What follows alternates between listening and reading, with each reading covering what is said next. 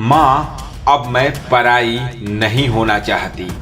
दोस्तों, ये कहानी एक ऐसी बेटी की है जो अपने भाई की शादी होने के बाद अपनी माँ से कहती है कि आपको अपनी बहू के साथ कैसे रहना चाहिए, क्योंकि जो मेरे साथ हुआ वो मैं भाभी के साथ नहीं होने दूंगी।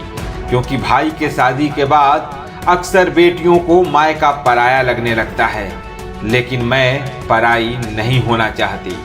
तो आइए कहानी सुनते हैं। सीमा जी के बड़े बेटे सुमित की शादी 10 दिसंबर को थी और आज 8 दिसंबर हो चुका था। बस शादी में सिर्फ 2 दिन ही बचे थे। मेहमानों का घर में आना शुरू हो चुका था। वैसे तो यह शादी लव मैरिज थी, लेकिन इस शादी में दोनों के घर वालों की रजामंदी भी थी। शुरू में तो सीमा जी इस शादी के खिलाफ थी, लेकिन अपनी होने वाली बहू रिया के व्यवहार से इतना प्रभावित हो गई थी कि इस शादी को मना नहीं कर सकी। सुमित एक एमएनसी कंपनी में सॉफ्टवेयर इंजीनियर था। इस वजह से रिया के घर वाले को भी इस शादी से कोई ऐतराज नहीं था। इसीलिए इस रिश्ते को दोनों परिवारों की रजामंदी थी। सुमित की बारात धूमधाम से रिया के घर पर गई। रिया के घर वालों ने बारातियों का बहुत ही आदर सत्कार किया। बारात वापस लौटी। सबने रिया के घर वालों की तारीफ की। उसके घर वालों ने क्या जबरदस्त बारातियों का स्वागत किया था। यहाँ तक कि रात्रि भोज में ऐसा कोई भी डिश नहीं था जो नहीं उपलब्ध था। जिसको जो मर्जी आया खाया। 1-2 दिनों के बाद ही सीमा जी के घर से सारे रिश्तेदार भी अपने घर को लौटने लगे थे। अब घर में सिर्फ सीमा जी का परिवार ही रह गया था। मेहमान के रूप में रह गई थी तो सीमा जी की बड़ी बेटी एकता। एकता भी जाने ही वाली थी, लेकिन सीमा जी ने बोला कि सब चले जाएंगे तो मैं अचानक से अकेले रह जाऊंगी। तुम 1 सप्ताह रह लो, फिर उसके बाद चली जाना। एकता ने अपनी माँ की बात मान लिया और बोला, ठीक है माँ, कोई बात नहीं, मैं तुम्हारे दामाद को बोल दूंगी। तुम मुझे लेने 1 सप्ताह बाद आ जाना। धीरे धीरे शादी के काम निपटाते निपटाते कब 1 सप्ताह बीत गया पता ही नहीं चला। आज एकता का भी जाने का दिन आ गया। एकता अब जाने को तैयार हो गई थी, लेकिन जाते जाते उसने अपनी माँ से कहा, माँ, मैंने आपके व्हाट्सएप में एक वीडियो भेजा है। उस वीडियो को आप अकेले में ज़रूर देखना और हो सके तो उस वीडियो में कही बातों को अपने जीवन में भी लागू करना। बस आपसे आपकी बेटी की इतनी ही गुजारिश है। एकता जैसे ही वहां से गई, सीमा जी के मन में यह सवाल घूमने लगा कि आखिर मेरी बिटिया ने क्या ऐसा व्हाट्सएप में भेजा है जिसे उसने अकेले में देखने के लिए बोला है। सीमा जी ने झट से अपना फ़ोन उठाया और उसे अपनी छत के ऊपर जो एक खाली कमरा था जाकर वीडियो देखना शुरू किया। वीडियो खोला तो देखा कि इसमें तो उनकी बेटी एकता का एक वीडियो क्लिप है जो उसने खुद मोबाइल से रिकॉर्ड किया हुआ है। वीडियो प्ले होते ही सीमा जी की बेटी एकता की आवाज़ सुनाई देने लगा और चेहरा दिखाई देने लगा। माँ, सबसे पहले तो आपसे माफ़ी चाहूँगी कि मैं ज़्यादा बड़ी तो नहीं हूँ, लेकिन मैं यह बात आपको बताना चाहती हूँ। अपने 5 साल की शादी में मैंने जितना अनुभव लिया है वह सब कुछ मैंने इस वीडियो में रिकॉर्ड कर दिया है। उसके बाद आप हो सके तो अपने जीवन में भी और भैया भाभी के जीवन में भी ज़रूर अप्लाई करें। माँ, प्लीज़ इस वीडियो को लास्ट तक देखिएगा। माँ, मुझे पता है कि आप एक अच्छी माँ होने के साथ साथ एक अच्छी सास होने का भी फर्ज निभाएंगी। इसमें मुझे कोई भी शक नहीं है, लेकिन फिर भी कुछ बातें ऐसी हैं जो मैं आपको बताना चाहती हूँ, जो मेरे जीवन से जुड़ी हुई है, जिसका अनुभव मैंने खुद अपने 5 साल के जीवन में लिया है। मैंने बहुत कोशिश किया कि ये बात आपसे फेस टू फेस ही बताऊं, लेकिन मैं इतना हिम्मत नहीं जुटा पाई कि ये बात मैं आपसे कहूं। फिर मैंने सोचा कि इससे अच्छा है मैं एक वीडियो रिकॉर्ड करती हूं और आपको व्हाट्सएप कर देती हूं। मैं जानती हूं कि मैं आपकी इकलौती और प्यारी बेटी हूं। आप मुझे बहुत ज़्यादा ही प्यार करती हैं। जब मैं कुंवारी थी और आपके घर में रहा करती थी, तब इस घर पर मेरा ही राज चला करता था। हर चीज़ आप मेरे पसंद का ही खरीदती थी। चाहे वह घर के पर्दे हो, चादर हो या इस घर का कोई भी सामान हो। यहाँ तक कि आपकी साड़ियाँ और पापा का शर्ट भी मैं ही सिलेक्ट करती थी। कई बार तो भैया भी अपनी पसंद के कपड़े खरीदने मुझे ही ले जाता था। वह कहता था कि तुम्हारी पसंद लाजवाब होती है, जो भी पसंद करती हो। मेरे फ्रेंड कहते हैं कहाँ से खरीदा ऐसा शर्ट। भैया के इस शादी में भी सारी खरीदारी मैं और आपने मिलकर ही किया था। आपने मेरे बिना कुछ भी नहीं खरीदा।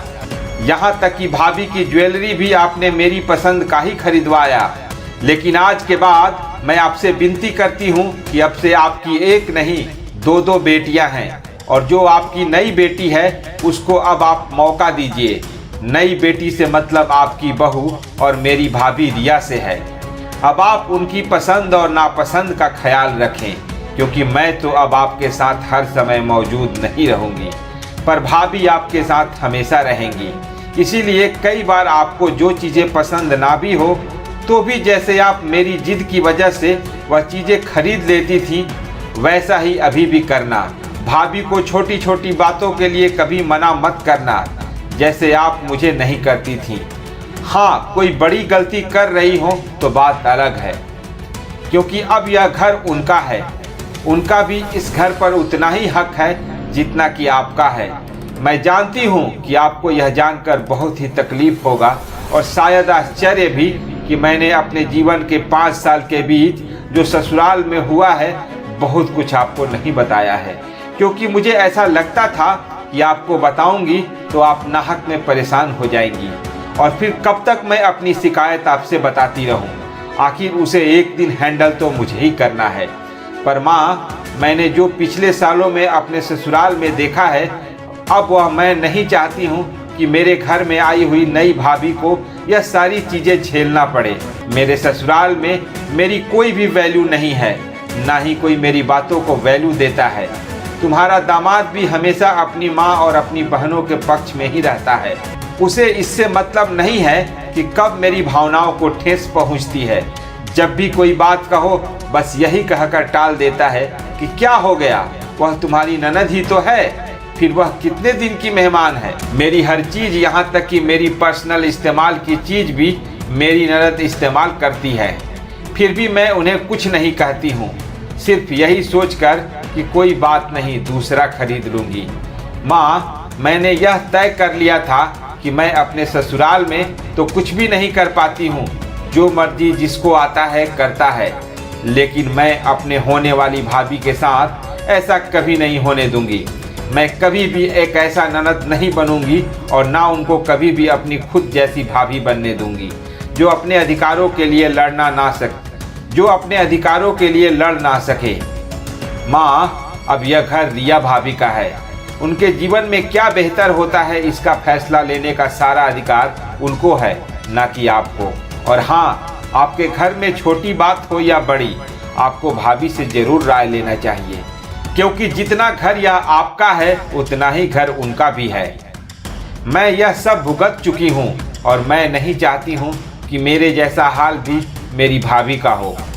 माँ, मैं आपको बता दूँ कि ससुराल में मैं अगर कोई भी सामान बाहर से खरीद कर लेकर आती हूँ तो घर में तुम्हारे दामाद यह कहकर ताने मारते हैं, क्या खरीद के लेकर आई हो, फालतू की चीज़ें, तुम्हें हमेशा पैसा बर्बाद करना अच्छा लगता है। माँ, भैया से भी तुम यह बात जरूर बताना कि भाभी की पसंद नापसंद का हमेशा ख्याल रखें। आज 5 साल हो गए हैं, लेकिन तुम्हारे दामाद ने आज तक मुझे कभी बाहर खाना खिलाने तक नहीं ले गए हैं, लेकिन फिर भी मैंने आज तक तुम्हें कुछ भी नहीं बताया। इसीलिए मैं चाहती हूँ कि हमारा भाई ऐसा कभी न करे, बल्कि भाभी को भी पूरी तरह इज्जत से और उन्हें कभी कभी बाहर भी खाने पर या सिनेमा देखने ले जाए। यह हर औरत को अच्छा लगता है, उसे एहसास होता है कि उसका पति उसके साथ है। शुरू में भैया जब आता था तो कोई न कोई बड़ा सा गिफ्ट लाता था तो सब लोग बहुत खुश होते थे, लेकिन कभी कभी भैया खाली हाथ आ जाता था तो सब सवाल पूछने लग जाते थे, आज तो तुम्हारे भाई ने कुछ भी नहीं लाया, क्या बहन के घर कोई खाली आता है, लग रहा है कुछ काम होगा। माँ, इस बात का मुझे पता है कि अपने घर वालों से मिलकर कितनी खुशी मिलती है, उससे आगे गिफ्ट और कोई सामान कोई मायने नहीं रखती है। यहाँ पर मुझे कभी कोई गलती हो जाती है तब मुझे ताने मार कर यह कहते हैं कि पता नहीं अपने घर से क्या सीख कर आई है, इसकी माँ ने क्या सिखाया है। माँ, आप ऐसा बिल्कुल मत करिएगा, क्योंकि हर बेटी अपने मायके की परी होती है और वहाँ पर कहाँ कोई लड़की काम करती है। भाभी को जो चीज़ नहीं आता है उसे प्यार से उन्हें सिखा दीजिएगा। बस इतना ही कहना था आपकी बेटी को अपनी माँ से, क्योंकि मैं अब पराई नहीं होना चाहती हूँ। जैसे पहले आपकी बेटी थी वैसे ही जीवन भर रहना चाहती हूँ, चाहे आप रहें या ना रहें। वीडियो देखने के बाद सीमा जी के आंखों में आंसू का झरना बहने लगा था, गला पूरी तरह से रूंध गया था और उनके मुंह से बस एक ही शब्द निकल रहा था कि आज मेरी बेटी सचमुच में बहुत बड़ी हो गई है, मुझसे भी बड़ी। शायद मैंने यह सोचा भी नहीं था जो तुमने मुझे सिखा दिया। अगर सारी बेटियां ऐसी सोच वाली हो जाए तो इस दुनिया से बहू नाम का जो शब्द है वह कब का मिट जाएगा और दूसरे घर में जाने के बाद भी बेटी बहू नहीं बल्कि बेटी ही कहलाएगी। उम्मीद है दोस्तों ये कहानी आपके आंखों में आंसू तो जरूर लाया होगा। ऐसी ही मार्मिक कहानी सुनने के लिए हमारे चैनल को सब्सक्राइब करें।